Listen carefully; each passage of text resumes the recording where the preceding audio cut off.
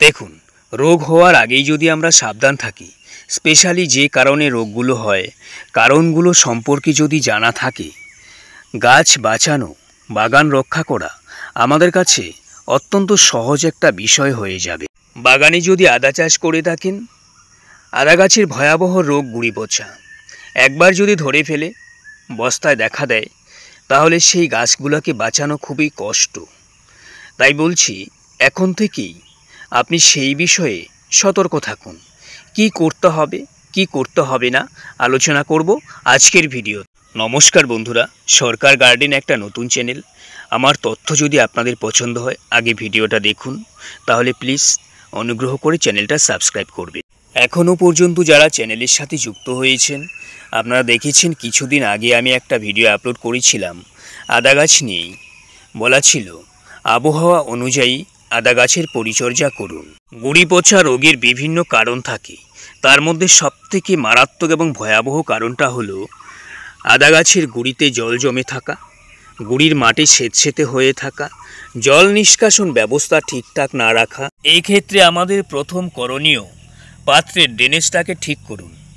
অতিরিক্ত পরিমাণে আরও কিছু ছিদ্র করে দিন, তবে সেটা তখনই করবেন আবহাওয়ার উপর নির্ভর করে। যখন দেখবেন অনবরত বৃষ্টি হয়ে যাচ্ছে, তখন এই কাজটা করতে হবে।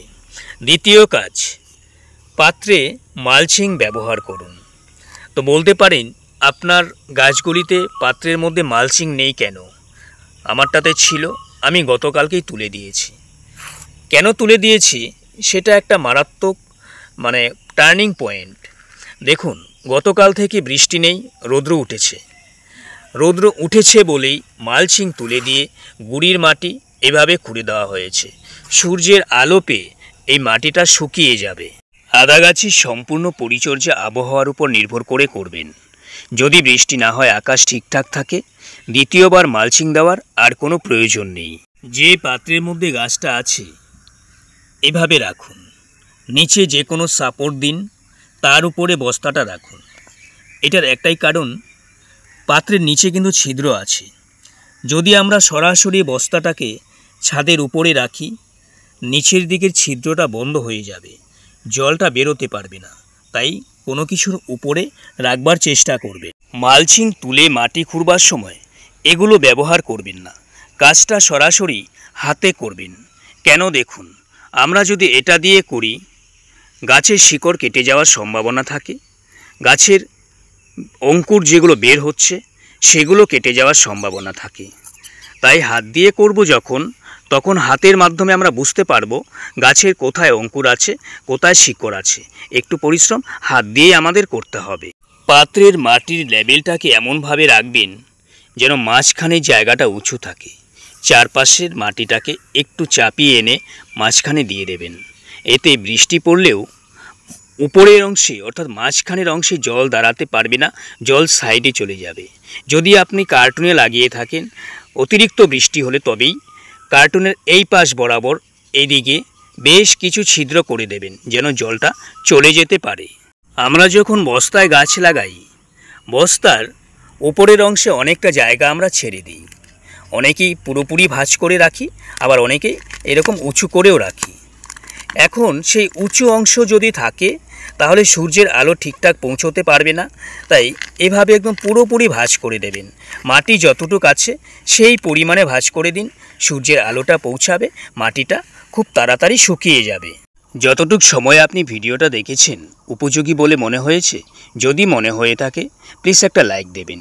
আরেকটা বিশেষ কথা বলি, আদা গাছের অন্যান্য পরিচর্যাগুলো যেমন সার দেওয়া, কীটনাশক, সেগুলো নিয়ে আমি কন্টিনিউ পরবর্তীতে ভিডিও আপলোড করব। তার আগেও ছাদ যখন, বাগান যখন আপনি পরিষ্কার করবেন, ঝাড়ু দেবেন, সেই নোংরা আবর্জনাটা বাইরে ফেলে না দিয়ে এই বস্তার উপরে ফেলুন। নোংরা আবর্জনা জিনিস পচা জিনিস আদা গাছ বেশি ভালোবাসে। এখান থেকে গাছ ভালো একটা খাদ্য সংগ্রহ করতে পারবে। যদি আপনি মনে করেন আপনার গাছগুলি অনেক বড় হয়ে গেছে, সার দেওয়া প্রয়োজন, তাহলে দয়া করে রাসায়নিক সারটা এই মুহূর্তে দেবেন না। আবহাওয়ার উপর যদি ঠিকঠাকভাবে পারমিট না করে রাসায়নিক সার গাছের মারাত্মক ক্ষতি করে ফেলে। জৈব সার দিন, গোবর দিন, পাতা পচা সার দিন, সবজির খোসা দিন, এই জিনিসগুলো ব্যবহার করতে পারেন। পাশাপাশি বাগানে আমরা অনেকে আদার সাথে হলুদও চাষ করে থাকি। হলুদ গাছের ক্ষেত্রেও একই পরিচর্যা করবেন। আপাতত এই কাজগুলি করুন। ভয়াবহ রোগ, ডেঞ্জার রোগ, গুড়ি পচার হাত থেকে গাছগুলিকে রক্ষা করুন।